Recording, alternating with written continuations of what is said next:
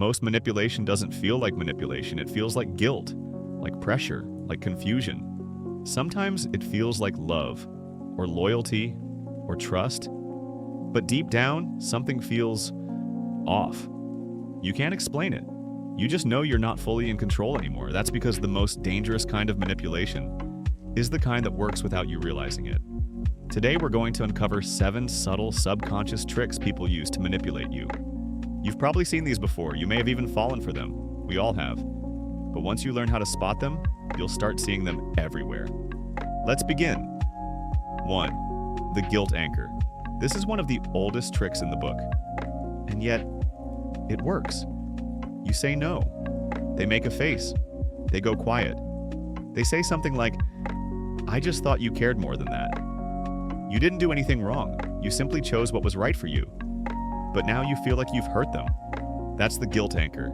It's not always loud. Sometimes it shows up in silence, or in a look, a sigh, a subtle passive-aggressive shift in energy. And suddenly, you feel like you owe them something. Here's how to spot it. If someone's making you feel bad for having boundaries, or shaming you for not doing what they want, that's not love. That's not loyalty. That's control. Healthy people respect your no.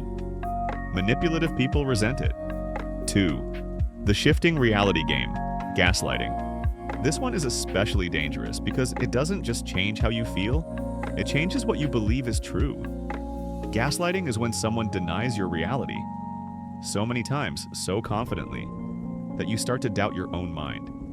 You say, "You hurt my feelings when you said that." They say, "That never happened." Or worse, "You're too sensitive." They call you crazy. They joke about it with others. They say things like, "Wow, you're so emotional lately." Or, "You always take things the wrong way." And little by little, you start believing it. You stop trusting yourself. Here's how to spot it. If you find yourself constantly questioning your memory, your feelings, or your instincts, check who is making you feel that way. Because truth doesn't require twisting, only lies do. 3. The urgency trap.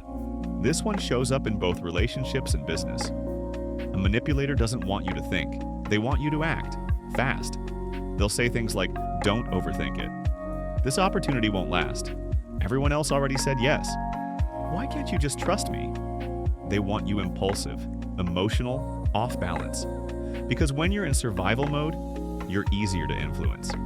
Here's how to spot it. If someone is rushing you into a decision that affects your life, pause, take a step back. If the offer disappears just because you needed time to think, it was never a fair offer to begin with. True opportunity respects clarity. Manipulation thrives on confusion. 4. The compliment hook strategy. This one feels good. At first, they flatter you, they praise you, they build you up. But then, they use that praise to get what they want. "You're such a kind person. I knew you wouldn't say no." "You're way smarter than them. You understand what I'm trying to do here." "You're so loyal. I wish more people were like you." It's not just a compliment, it's bait. They give you a label, then pressure you to live up to it. And if you push back, suddenly the compliments disappear.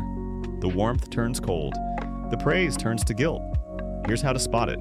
If someone only praises you when it benefits them, that's not admiration, that's a trap. 5. The victim mask. This one is tricky because manipulators don't always act powerful. Sometimes they act helpless, they cry, they crumble. They say things like, "I don't know what I'd do without you. You're the only one who understands me." It feels good to be needed. It feels meaningful to be someone's lifeline. But here's the twist. You stop living your life and start managing theirs. You cancel plans. You walk on eggshells. You take on their pain while ignoring your own. Here's how to spot it. If you constantly feel responsible for someone else's emotions, or if your happiness always comes second, that's not care. That's manipulation dressed as need. Remember, being needed isn't the same as being loved. 6. The scarcity illusion. Manipulators love to make you believe that you're lucky just to have them, that if you leave, you'll never find better. They'll say, "No one else would put up with you. I'm the only one who really gets you. You're nothing without me." They make themselves seem rare, irreplaceable, one of a kind, and they chip away at your self-worth until you believe it. But here's the truth. Love doesn't make you feel small. It doesn't make you feel lucky just to be tolerated. Real love makes you feel valued, not replaced. Here's how to spot it. If you feel like you're constantly trying to earn someone's approval, you're not in a relationship, you're in a competition. And no one wins that game. 7. The silent shove, emotional withholding. Sometimes the manipulation isn't in what they say, but in what they don't. They stop talking, they give you the cold shoulder. They shut you out emotionally until you give in. You try to talk, they stay silent. You ask what's wrong, they say nothing. But the energy is thick, the tension is sharp. You feel like you did something wrong, even if you didn't. This is emotional withholding, a subtle form of punishment. It's designed to make you beg, to chase, to apologize, just to get them to be normal again. Here's how to spot it. If you constantly have to earn someone's attention, or walk on eggshells just to keep the peace, that's not love. That's control through silence. Manipulation isn't always loud. It's not always toxic at first glance. Sometimes it's quiet, charming, even gentle. But underneath the surface, it chips away at you, at your trust, at your identity.